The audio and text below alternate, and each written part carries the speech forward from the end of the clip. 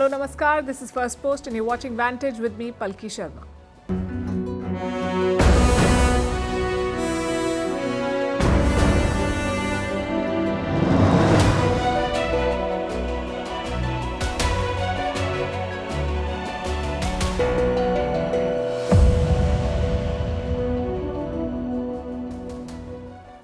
We begin with China tonight, where the army is losing its top generals, not at the hands of an enemy, but thanks to their own president. In the last 2 years, he's fired some 30 top officials in the Chinese military, including 2 defense ministers, maybe a third one too.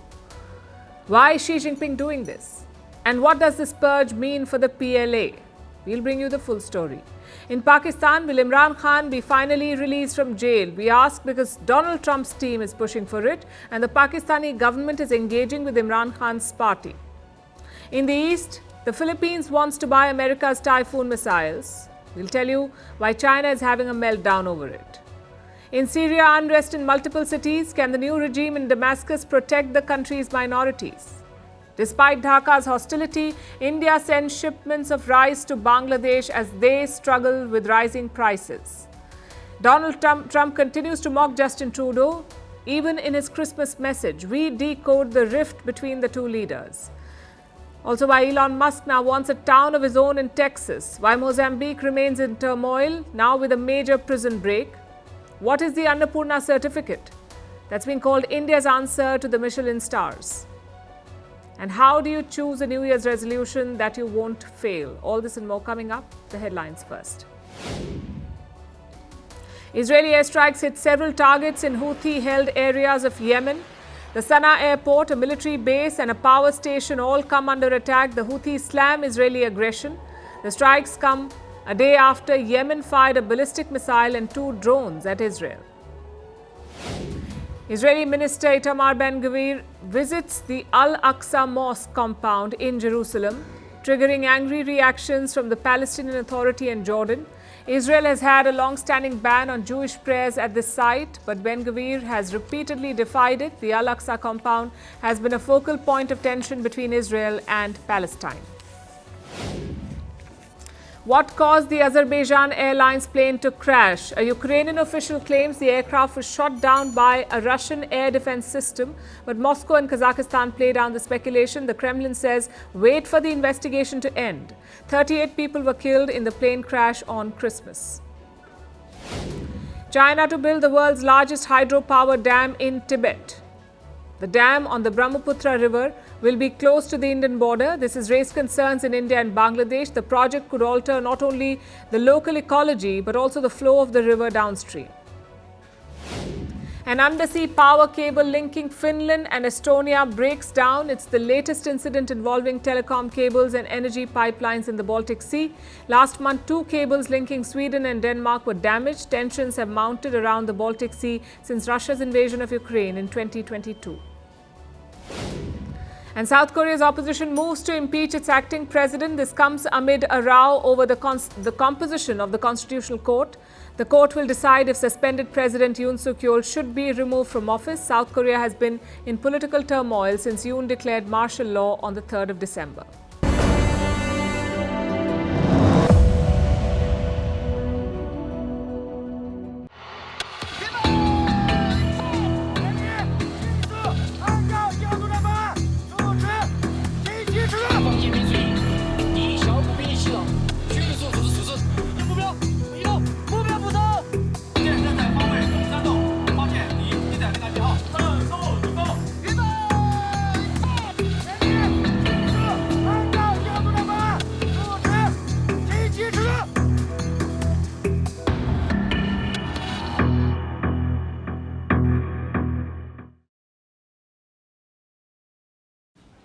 "2024 is winding down. For most of us, a new year means a fresh start. But Xi Jinping is not most of us. He believes in business as usual. For China's military, that translates into more turmoil and more of the president's vengeful cleanup drive. It began in 2023 with a massive shake-up. 2 defense ministers disappeared in quick succession. 9 generals were purged shortly after. It's been 2 years and the purge is only picking pace. Top military officers are being given the boot in China. On Firstpost, we track China very closely, but even for us, it's getting harder to keep up. In the last 2 days, at least 3 top officials have been sacked. 2 of them were fired today. Their names are Yo Hai Tao and Li Pengchung. Both served as generals in the PLA, the People's Liberation Army, or the Chinese Army. These generals also held key roles in China's parliament. Their job was to shape military laws. But one fine day, their membership was revoked and they were fired. Reason? The same old one that China gives: violation of party law and discipline. That's basically code for corruption. That's what they're accused of, corruption. But China hesitates to use the word corruption, especially when senior officials are involved. So they say vague things like violation of party law and discipline. That's the pretext for axing the top brass. And sometimes they don't even bother with that. They don't even bother giving a reason why someone has been fired. They just fire people. In fact, it happened 2 days back. A general was dropped from a key post in the PLA, named General Chin Shu Tong. Role: political commissar for the PLA's ground forces. Now, this is a very important post for the Communist Party. A political commissar's job is to instill party loyalty in the army. To keep the PLA loyal to the Communist Party of China, that is the job. But the man in charge of it has been fired himself, most likely for violation of party law. Although Beijing has not given an official reason yet, a new general will replace him, and this transition has raised eyebrows. Usually, such announcements are followed by a ceremony. When the new political commissar formally takes over, the outgoing general attends the event. That is the norm. It did not happen this time, though. General Chin was missing. And this has triggered speculation. And it gets murkier because there is no word on General Chin's next posting. He could be in trouble because his case fits a pattern where officials are axed and made to disappear. In the last 2 years, at least 30 such cases have been reported in China, and we are talking about top officials here. Also, these are the cases that we know about. There could be many more. These men are put through secret trials conducted by Beijing, and we have some very high-profile examples. Li Shangfu and Wei Fengyi both served as China's defense ministers. In 2023, they were removed on corruption charges, one after the other, and then expelled from the Communist Party. They vanished from the public eye. What happened to these men? Are they even alive? Have they been jailed? No one really knows. They have not been seen in public for 2 years. And the same could be the fate of the current defense minister. His name is Dong Jun. Reports say he too is under investigation, again over corruption charges. The reports came out last month, although China has aggressively denied them. The Financial Times reported on the possibility of Chinese Defense Minister Dong Jun being investigated for corruption. What is the spokesperson's response to this? It's just shadow chasing. They're chasing shadows. That's what Beijing says about the reports on Dong. But you see, his status is not clear. He disappeared and made an appearance 2 weeks ago, but he did not address the allegations against him. As Beijing tries to manage the bad press, President Xi Jinping's military crackdown is very much on. Which begs the question, just how corrupt are the Chinese forces? Earlier this year, Xi Jinping made a rare admission. He said that China's military faces, and I'm quoting, the military faces deep-seated problems. Problems that he has failed to resolve despite years of purge and investigation. Clearly, the PLA is a compromise force. Xi Jinping wanted them to be war-ready by 2027. But at this rate, he will be at war with them. And by the time he's done, there may be no generals left to lead his forces. If this crackdown continues, military readiness would be the least of China's concerns.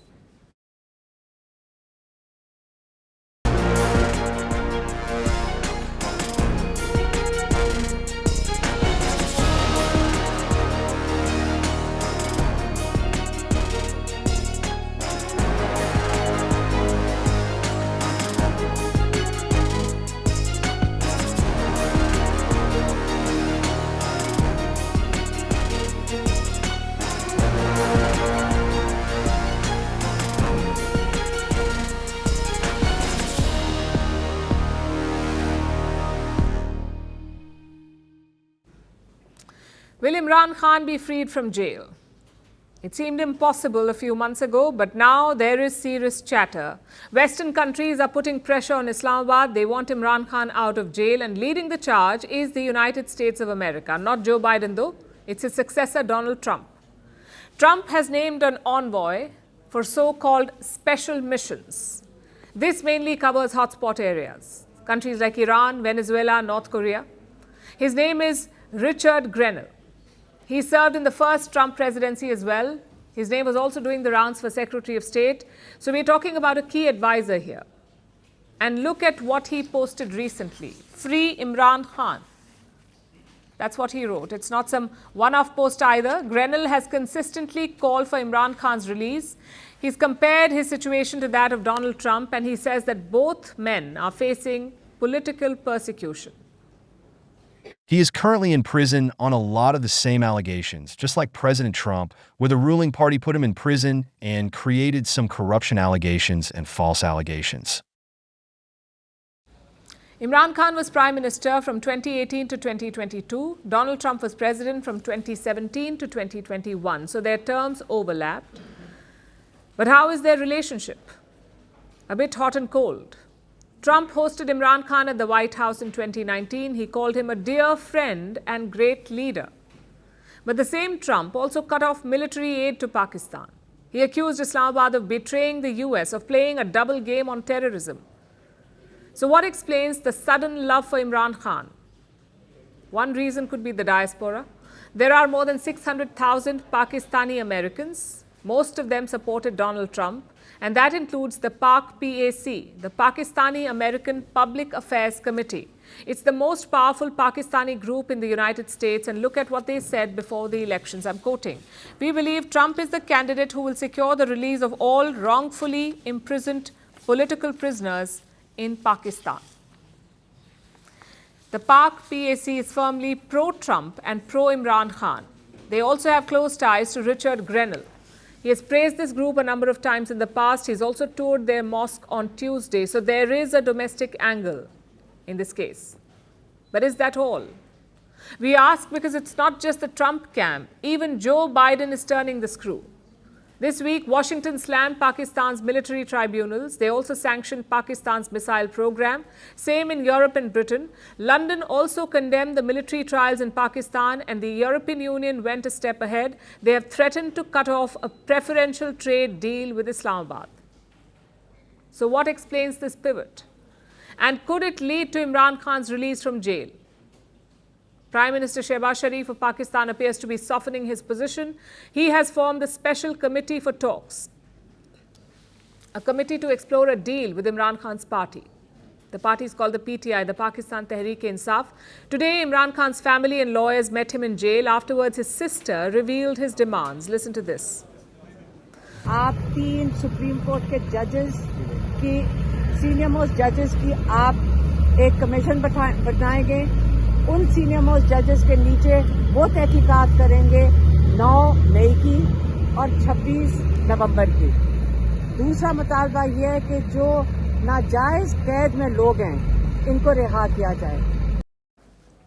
So two demands: a judicial commission to probe last year's violence and the release of all political prisoners in Pakistan. Basically, his jail party workers. Now, Imran Khan has more than 150 cases against him. He's been in jail since May 2023. So if you abruptly release him, you lose face. You're basically accepting that he won. A more acceptable compromise would be a house arrest or reduced sentence. But there's a problem with that. Imran Khan says no house arrest. He wants to stay in jail and fight out the case. So things are looking up for Imran Khan at this point. It's too early to say whether he will be freed or not. But one thing's for sure. The West has discovered him again. He had become a forgotten story over the last year, but suddenly he's back on the radar. How did that happen? The change of guard certainly helped.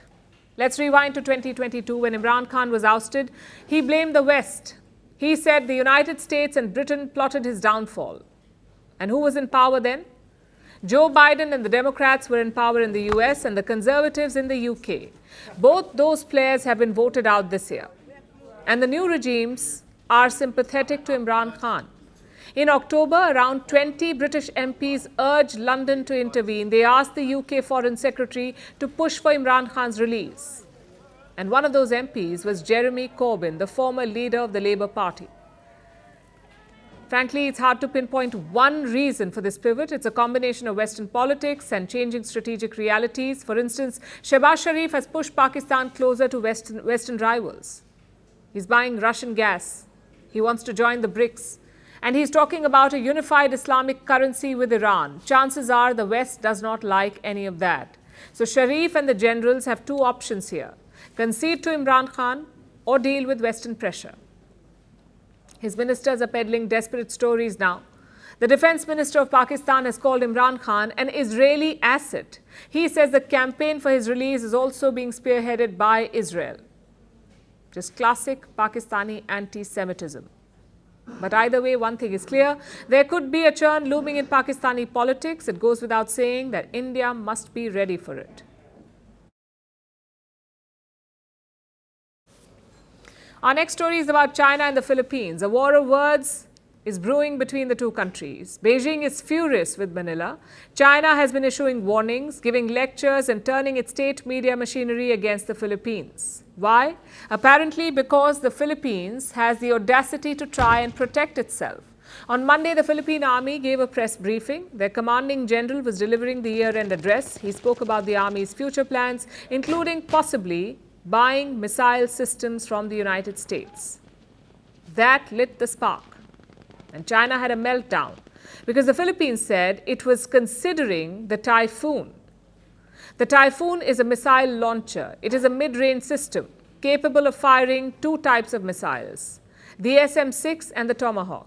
The SM-6 has a range of about 500 kilometers, which is roughly 270 nautical miles. Tomahawks have a much longer range, approximately 1600 kilometers or 860 nautical miles. And the nautical ranges are important to note. They are the reason that Beijing is furious. Let's give you some context first. China is an expansionist state. It makes bogus claims on foreign territory. Then it sends its military to occupy the disputed regions. We've seen this in India, in Bhutan, in Vietnam, and of course in the Philippines. The Philippines has it rough. It lies in the South China Sea region. Beijing illegally claims the entire sea. This includes parts that legally belong to Manila, like small islands and atolls that lie in the West Philippine Sea and other parts of the Philippine Exclusive Economic Zone, EEZ. An exclusive economic zone is a country's naval territory. It extends 200 nautical miles beyond a country's shores. Now, this is Manila's EEZ. As the name suggests, it should be exclusive. But Beijing does not care about international rules and laws. It regularly sends ships to Filipino waters to exploit their resources and to harass their maritime personnel. Remember, this is within the Philippines' EEZ, within the 200 nautical miles of Filipino shores. So now let's come back to the Typhoon system. As I said earlier, it fires the SM-6 missile, which has a range of about 270 nautical miles, which basically means that the Typhoon can help secure the entire Philippine EEZ. It gives Manila a last-ditch option in case Beijing's harassment escalates into all-out conflict. That is why the Philippines is keen on the Typhoon system, and that is why China is livid. We once again advise the Philippine side that the only correct choice for safeguarding its security is to adhere to strategic autonomy, good neighborliness, and peaceful development. We are telling the Philippine side that China will never stand by and watch its own security interests being jeopardized or threatened, and that if the Philippine side is bent on having its own way, it will surely lift a rock and smash its own foot.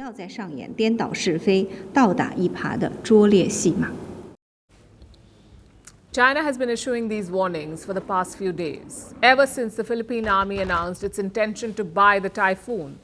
But I should mention, it's not a done deal. Defense procurement takes time. All viable options have to be considered. The Philippines also has a rule. It takes at least 2 years to finalize any defense deal.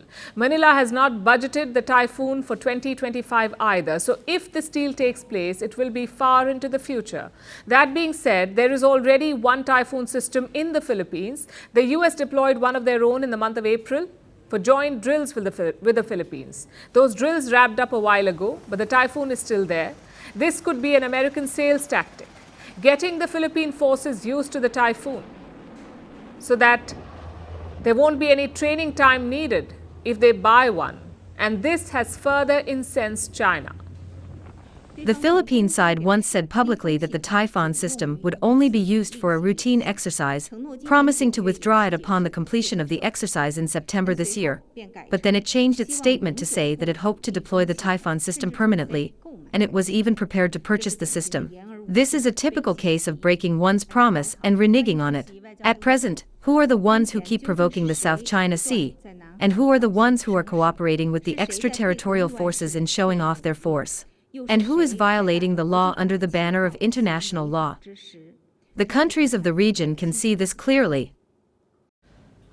She accused Manila of making provocations in the disputed seas. She said they were the ones violating maritime law and fueling regional tensions. It must take tremendous flexibility to pull off mental gymnastics like that. Manila is standing its ground, though, saying its defense and security are not subject to any foreign veto. In fact, let me quote from their statement. This is what the Philippines said.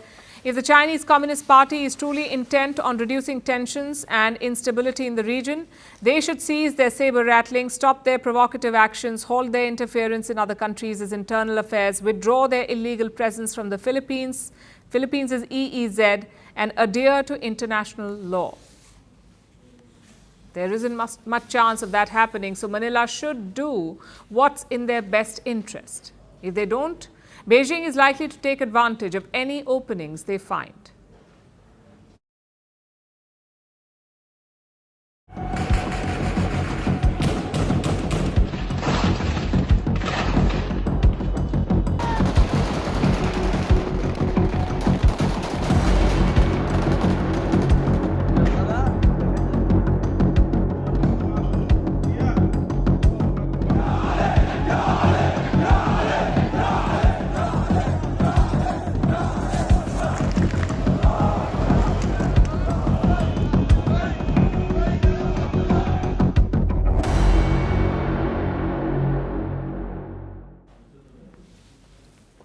On December 8th, Bashar al-Assad fled from Syria. The regime fell. It's been 18 days since then. Syria now has new leaders. They have formed the government. There is talk of reform. The world is engaging with them. It looks like a new beginning for the country. Yet the past still looms large. Syria may be free, but still very fragmented. And that is giving rise to unrest. In the last 3 days, there have been multiple clashes in Syria. People have been killed, curfews have been imposed, and the new government is struggling to keep things under control. The first incident was in Tartus. It's a Mediterranean port city. Syria's security forces there wanted to arrest a former officer, one who was part of the Assad regime. But once they reached there, they were ambushed. Assad loyalists attacked them. The officer's brother intercepted the forces. Armed men attacked them. Their patrol vehicles were targeted. 14 policemen were killed. 10 others were injured. Soon, massive protests broke out in the city.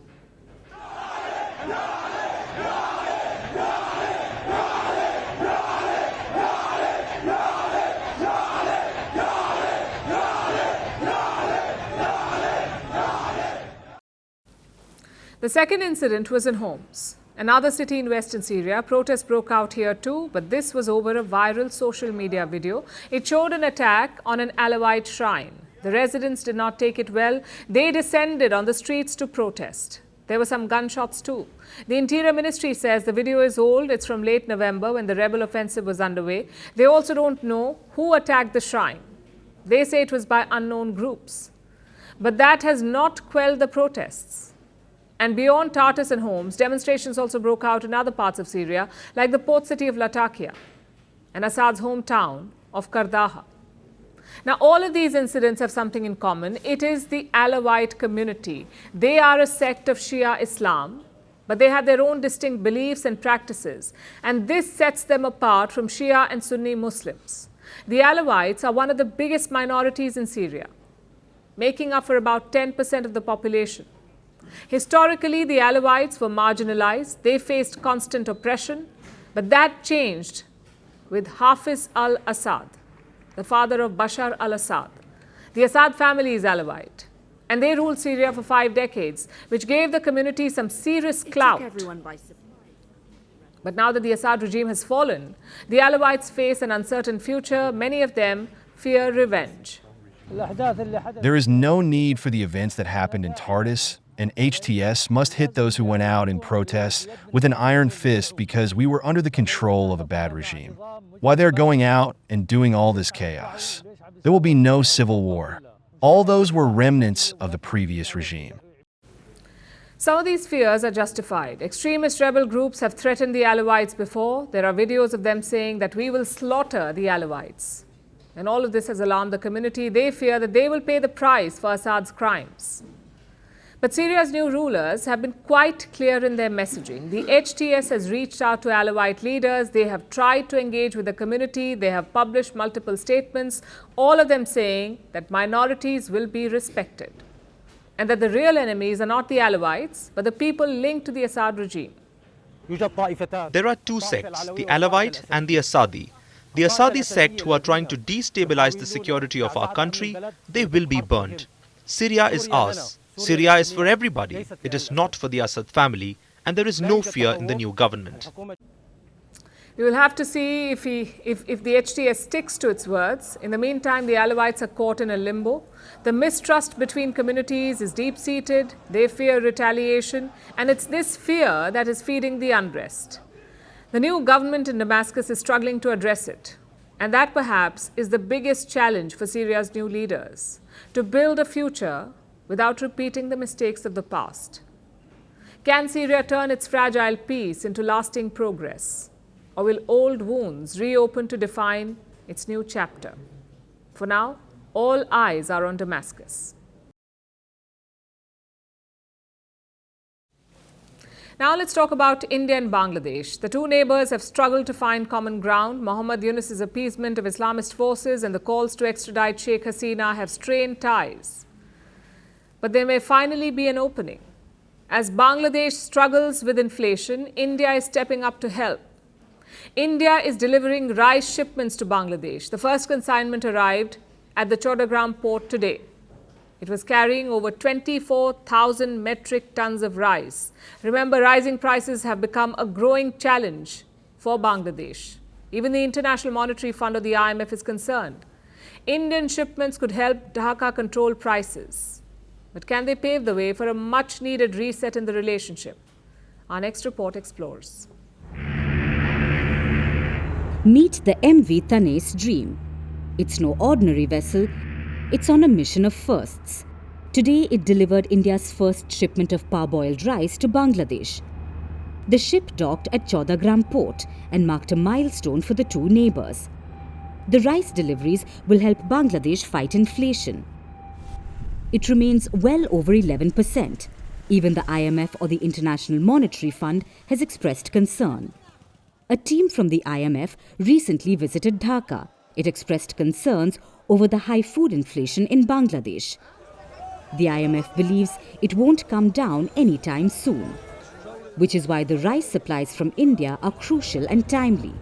But this delivery is about more than just rice supplies. This ship could potentially open doors and facilitate a much-needed reset in India's ties with Bangladesh. The relationship has been going through a turbulent phase. Earlier this month, Dhaka sent a formal request to New Delhi. It sought the extradition of Sheikh Hasina, the ousted Prime Minister of Bangladesh. Hasina had escaped to India when the student protests in August got out of hand. It forced Hasina to step down. The interim government in Bangladesh is now building pressure. It wants Sheikh Hasina to return and face a trial before the Dhaka-based International Crimes Tribunal. She faces serious accusations, including crimes against humanity.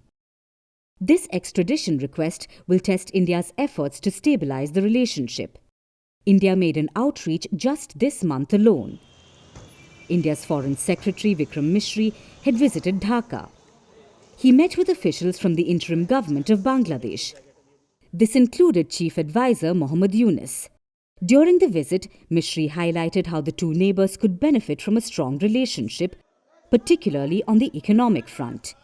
There is no reason why this mutually beneficial cooperation should not continue to deliver in the interests of both our peoples. And to that end, therefore, I have underlined today India's desire to work closely with the interim government of Bangladesh authorities. India is eager to resume several bilateral initiatives, like the connectivity projects in Tripura. Tripura is a state in northeast India and shares a border with Bangladesh. New Delhi and Dhaka have set up a bridge and a railway line there. A special economic zone is also coming up, but the future of these projects remains uncertain for now. Economic cooperation could help bring India and Bangladesh closer once again. However, Dhaka has yet to signal positive intent. Beyond Hasina's extradition, there are other concerns like the targeting of Hindus in Bangladesh and UNICEF's outreach to Pakistan, a terror state which Bangladesh fought to gain its independence from in 1971. These moves may suit UNICE politically, but in the long run, they could undermine Bangladesh's interests.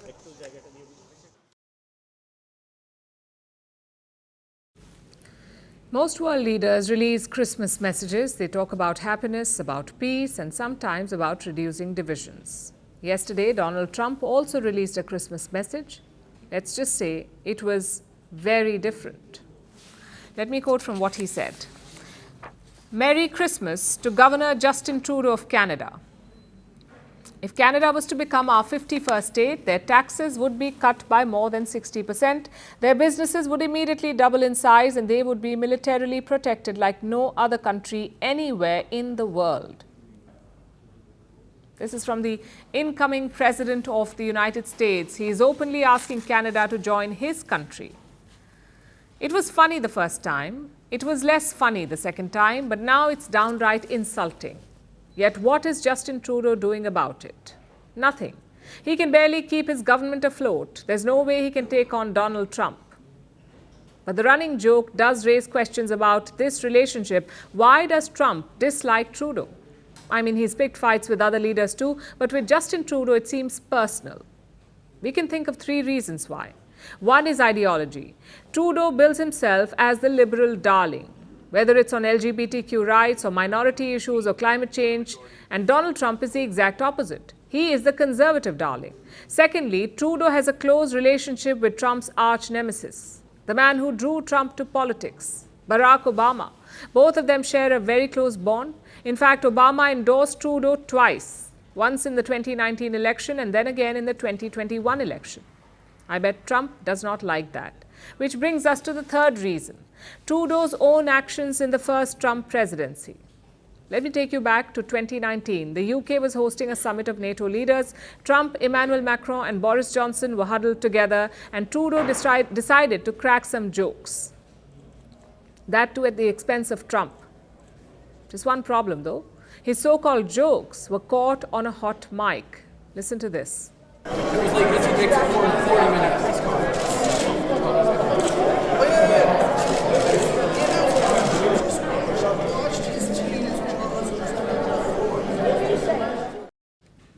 Trump was understandably angry. After seeing this video, he called Justin Trudeau two-faced. He also left the NATO summit early. Well, he's two-faced. Do you think that Germany's too nice?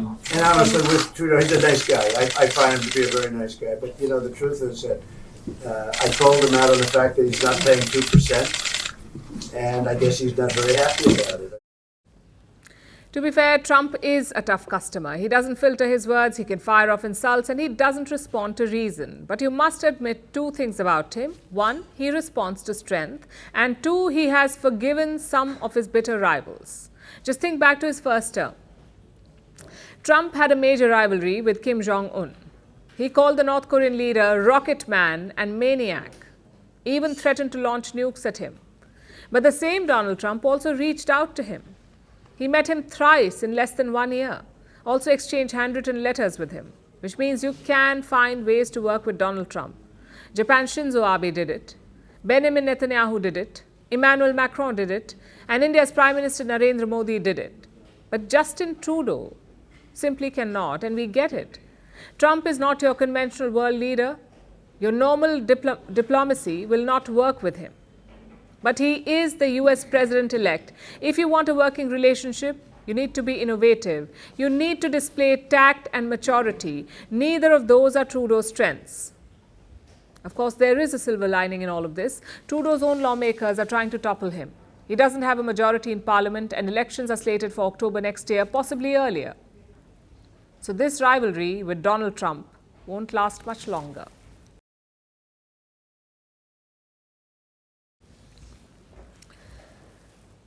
He has the ear of the US president. His words can make world leaders rage or cheer. He is the first to hit a $400 billion net worth. But this tech titan wants more. I'm talking about Elon Musk. He is building a town, and guess where it is located? In Texas. The US state is home to many of Elon Musk's businesses: SpaceX, Boring, Tesla. They're all headquartered in Texas. So Musk wants to build a town for his employees and call it Starbase. Should the world be excited or scared? Also, why does Elon Musk want a town of his own? How will it work? Who will govern it? And has this been done before? Our next report tells you. Elon Musk. He is arguably the world's most powerful unelected man. And now, he is moving into Texas, big time. Over the past few years, Musk has expanded his footprint in the US state. He has core businesses in Texas. His auto company Tesla is headquartered there. So is Boring, his tunneling company. Recently, rocket company SpaceX moved to Texas from California. Over time, Musk has built offices, warehouses, and manufacturing plants across the state's counties. But now, he is taking the Texas obsession to another level. Musk is doing something that few industry titans have done. He is trying to create his own company town. A gleaming, utopian city. A grand showcase of the futuristic vision of this tech titan. It will be developed in coastal South Texas, and it is about 4 square kilometers, a little larger than New York's Central Park. Musk hopes to call it Starbase, and he has talked about it quite often. For years, the plan was not moving forward. It is a long bureaucratic process. There should be a certain number of residents in the area, and a new municipality needs support from a majority of voters. So over time, SpaceX employees have moved into the town. They have set up temporary housing, some of which are trailers. And this month, these employees took the first major step towards the Starbase dream. They filed an official petition. It says that Starbase will have a community of about 500 residents. Nearly everyone is a renter and works at SpaceX. The town could create its own police or fire departments. Create municipal utility systems, such as for water and road maintenance. And hold elections. No one knows exactly why Musk or his employees want a town of their own. Question is, should we be celebrating or worrying? While it is not common, the world has seen some corporation-built towns. Historically, such towns have been mostly hellish. Like Colorado's coal mining towns owned by John Rockefeller in the early 1900s. They were policed by armed guards. No one could enter or leave. Few houses had water supply. The miners went on strike in 1913, the conflict turned violent. Culminating in the Ludlow Massacre of 1914, which killed at least 19 people. It is unlikely that Musk's utopian model would follow this path. It is possibly going to be along the lines of Indian city of Jamshedpur, founded by the Tatas. Or, the UK's Bourneville, built by the Cadbury family. And Musk is not alone, other tech giants are planning to join the club. Google wants to build neighborhoods around its headquarters in the Bay Area. They will have about 7,000 homes, mostly for Google employees. Meta is working on Willow Village in California. This is a neighborhood with 1,700 homes. Again, mostly for Meta employees. Musk has the same idea, on steroids. But he is attracted by Texas' relatively low taxes and loose planning regulations. Plus, the Starbase petition demands an election where voters, or mostly SpaceX employees, will cast a ballot and elect the new city's officials. They suggest that the mayor will be a SpaceX employee. The SpaceX security manager. Experts fear that this may lead to unchecked power. But then again, Mustopia would only be part of the norm for the tech tycoon.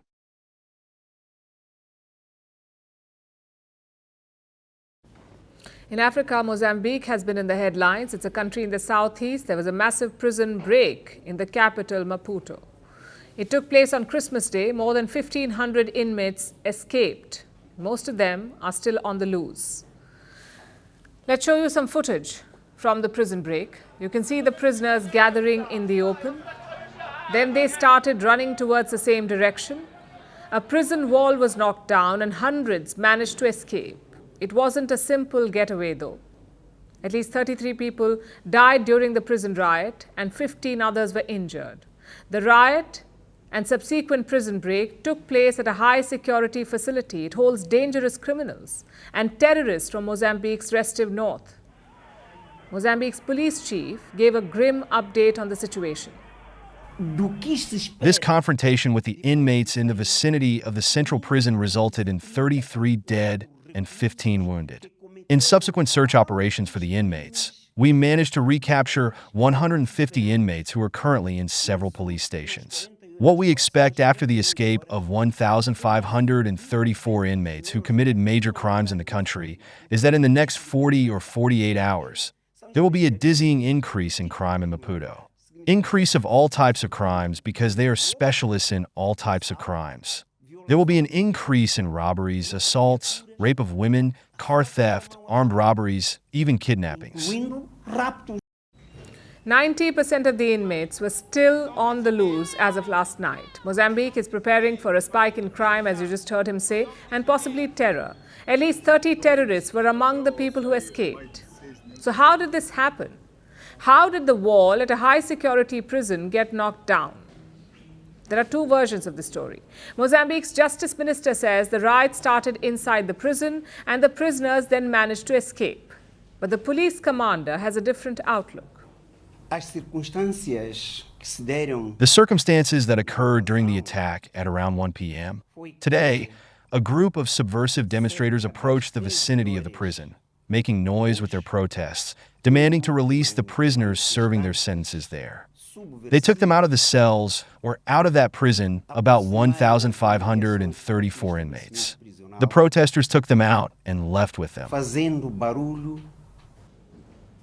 He says protesters broke the prisoners out. This is a serious allegation, especially considering the situation in Mozambique. The country has been in turmoil for weeks, ever since the general election on October 9th. Mozambique's ruling Frelimo party won the election, but the opposition says the election was rigged. The party that came second says that they are the real winners. They say that their candidate, Venancio Mondlane, should be the next president. His supporters have been protesting against the election results, but to no avail. The country's top court confirmed Frelimo's victory on Monday. The party has governed Mozambique since it became independent in 1975. That's 49 years and counting. And with the latest win, they have extended their rule. The top court's nod came on Monday and it led to a fresh round of protests. At least 21 people have died over this week. The total death toll since the election is around 150. There has been widespread violence and looting and regular border closures as well.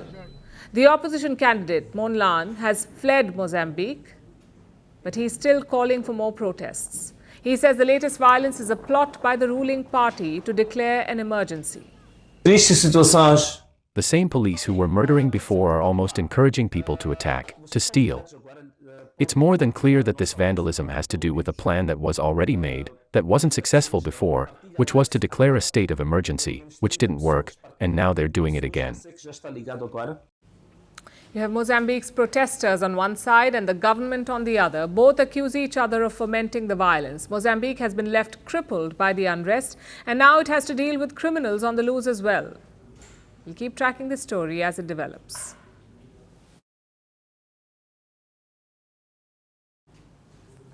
Our next story is about food. We've all heard of the Michelin Guide. It rates restaurants. And those restaurants then become cultural icons, the go-to places in any country. India is now trying to replicate that with what's known as the Anapa Certificate. It's awarded to Indian restaurants abroad. And this award is not for fancy decor or gastronomical sorcery. It's just eateries that help connect people to Indian food, to their culture. Our next report tells you more about it. From the bustling streets of New York to Sweden's serene towns, the aroma of Indian cuisine is everywhere. Indian restaurants are all over the world, and now there's a new initiative spotlighting their excellence. Enter the Annapurna Certificate, a culinary honour with a purpose. It's an initiative by the Indian government, one that celebrates the true essence of Indian food abroad. The award is named after Indian goddess Annapurna, the provider of food and nourishment.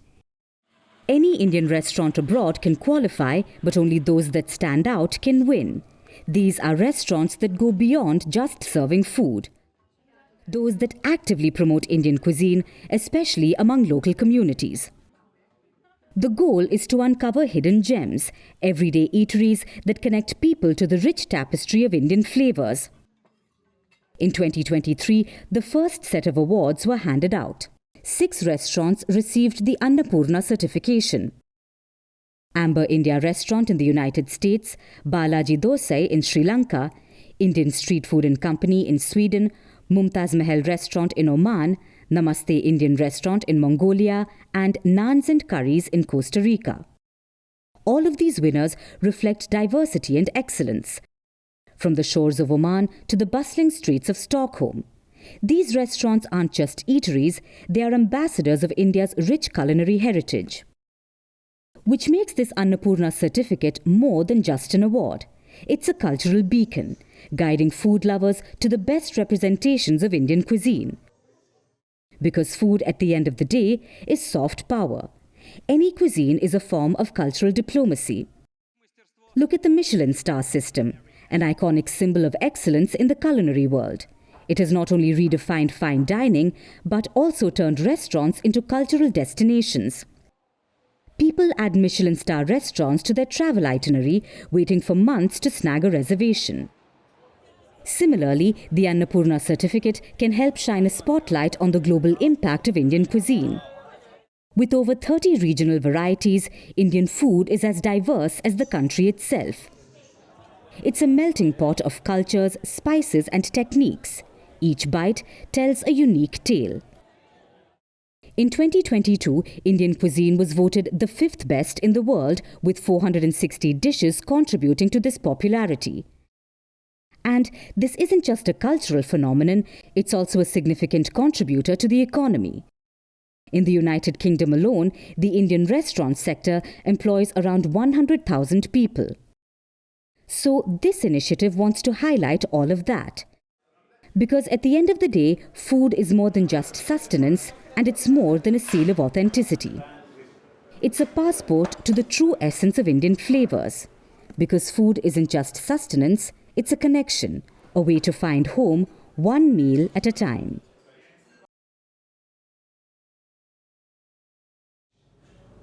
Have you ever walked into battle knowing that you will most likely fail? Probably not. Yet most of us are forging ahead, taking stock of 2024, prepping to do better in 2025, and we have a shared weapon of choice: New Year's resolutions. Well, it's that time of the year again. The days are shorter, the weather is colder, and the air is thick with vows to reinvent ourselves. It is self-improvement season. 6 in 10 of us are making New Year's resolutions, despite knowing very well that most of us will fail. According to surveys, 88% people who set New Year's resolutions fail them within the first 2 weeks. And nothing spoils the start of a new year like a long list of promises you know you're going to break. So this time, how do we do better? How do we choose a New Year's resolution and stick to it? Let me give you the most obvious tip. Any resolution you make while drunk or crying on New Year's Eve should not count. With that out of the way, here is what experts say. First, figure out what not to do. Tackle expectations, your own and those that you have internalized. I'll explain that. Often we disguise self-criticism as self-improvement. We say things like, don't eat carbs, don't be lazy, don't spend so much money. Is this what your resolution sounds like? If it does, then it seems to be curated by someone who does not like you, because this is no way to motivate yourself. According to research, you're more likely to achieve goals if they motivate you to do something instead of demanding that you stop doing something. So the key is to reword your resolutions. Apparently, it increases success rate by 25%. Give it a shot. Now, despite all of this, some resolutions will get betrayed right away, and others will become monthly reminders of your ongoing failure. That brings us to the second step. Figure out what to do and how to do it in advance. According to psychologists, this approach has the highest chance of working. Think like an MBA graduate. If you gasped, let me clarify.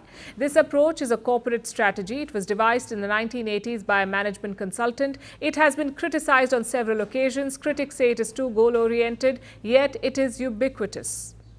Because data proves that it works. So if you aren't a woke flag bearer, I would like to introduce you to SMART. It's an acronym, SMART. It stands for Specific, Measurable, Attainable, Relevant, Time-Bound, SMART. This approach says, don't set endless goals. That's a one-way ticket to the downward shame spiral. First, be very clear about what you want. For example, instead of saying, I want to be fitter, set a more specific goal, like, I want to hit the gym 4 times a week. Second, have a goal that you can measure.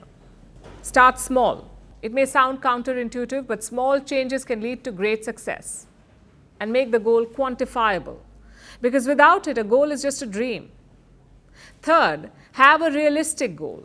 Think about the time and resources you will need to achieve it. Fourth, make sure that it's something that you want, not something that you should want. And fifth, set deadlines. Have bite-sized goals and a timeline. This is said to be one of the smartest ways to go about it. To choose a resolution that promises success. You see, a New Year's resolution is like an annual contract with yourself.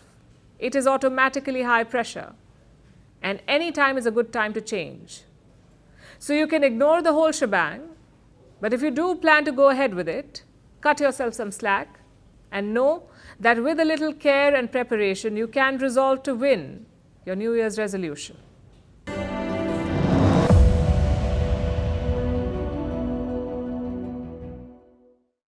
If you have prepared a resolution, great. If not, do not worry, you're not alone. The whole internet is confused about how to welcome 2025, mostly because it's happening so fast. One moment you're making Dalgona coffee in lockdown. Next thing you know, AI is taking over jobs. We had 2 Olympics in between that. Just let that sink in. 2 Olympics in the blink of an eye. I know we say that time is flying, but someone find the brakes on this thing. Because next year, people born in the year 2000 will be 25 years old. It's a hot topic on the internet right now. Between resolutions and anxiety, we are ready to welcome yet another year. Hopefully, the memes will soften the blow.